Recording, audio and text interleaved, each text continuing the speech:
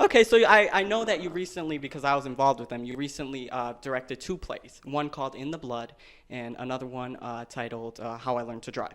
And I was involved in crew in that. So tell us about those plays. Could you elaborate on those? And what made you choose those plays? Those two scripts caused more of a ruckus in my dramatic literature classroom than any other two scripts I'd ever seen. Who wrote those? Paula Vogel wrote How I Learned to Drive, Okay. and she received the Pulitzer Prize in 1998 for that play. Suzanne Lori Parks wrote In the Blood, and she didn't receive the Pulitzer for that play, but for the one that immediately followed, Top Dog, Underdog. Paula Vogel heads the MFA writing program, playwriting program at Brown University, and Suzanne Lori Parks is a freelance, no, she's at the New School for Social Research in New York. So they're both college professors.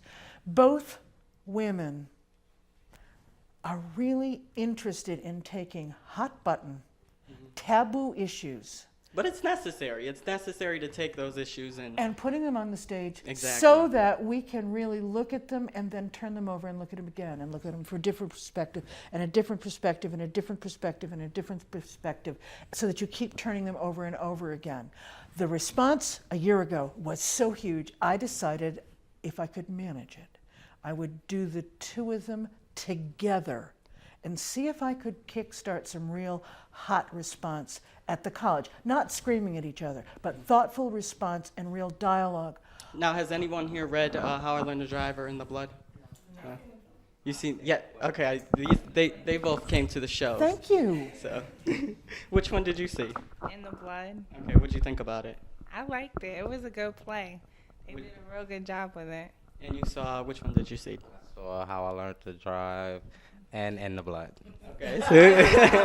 So you saw them both. He's wonderful. Yeah. That's dedication. I right like there. that. I like that.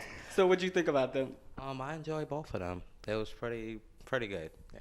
See, you got some good That's feedback wonderful. from your That's plays. wonderful. Did they make you think?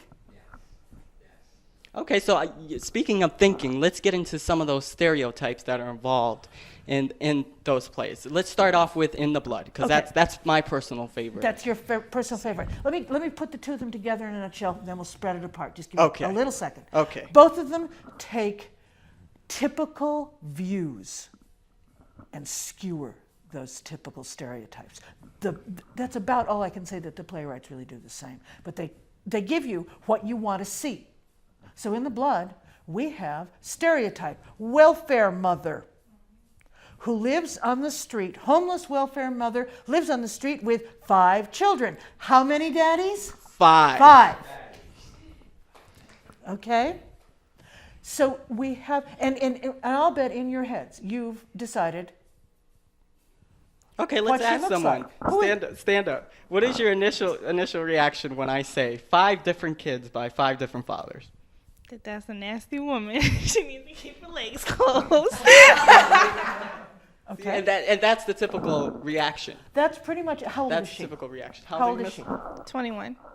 She's With 5 21. kids. Wow. She's been busy. She's 21. Okay. Anybody else want to add to that? What do you think? What would you think if I said 5 different fathers and 5 kids? I think she's an idiot. I'm sorry. That's what I think. She's an idiot. Okay. Yeah. Okay, but what about judging them on an individual basis rather than judging them just from what you see and hear? Then I would have to know the story. Her Yeah, so- story. I'd have to know her story. But you're generalizing before you know the story. That's society. That's what we do. point, right? That's what we do. And that was But my does that make it right? Does that make it right? Just because society does it, does that make it right? No. It doesn't. So how do you justify saying it? Oh, shit. By saying it because it's just society. That's how we think in society. A woman with 5 kids, 21 years old, welfare, who's taking care of them? Who's paying for the kids? Okay, good question. Let's go back to Sandy. Okay, go back to, and in fact, she was, Thank you. I think she's worse off than you can imagine because she's on the street. In fact, she's living in a cardboard box under a bridge, which is tough. You know, hard to keep a cardboard box under a bridge kind of clean. Well, maybe she was looking for love. I mean, Well- you could look for love 5 different times and it could go away. It could. It could It happen. could. But I think what's more important here is that Hester name is really not just one stereotype, but a bunch of stereotypes. Because let me push it a little bit farther. Her name Hester. Does that ring any bells with some of you? If she's illiterate, and the only letter that she knows is A. Did that push any buttons? Scarlet letter. Scarlet letter. Because she has 5 illegitimate kids. So she's also possibly committing adultery as Hester Prynne, the character from Nathaniel Hawthorne's novel written in the late 1700s or early 1800s. So again, we are looking at this woman is an idiot to go against social norms, and we've got a stereotype that starts from the late 18th century in this country, that woman is at fault for what happens to her. We had another comment back here. I saw you raise your hand. Yeah, stand up. How you doing? Good. How you doing, John? What did you want to add? I would say that 5 kids is more like 10, boy. Camera shy a little bit.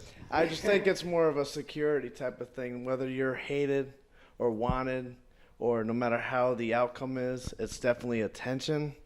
And even though society tends to accept it, I don't think someone has 5 different kids by 5 different fathers for attention. I don't see that. Well, some people might.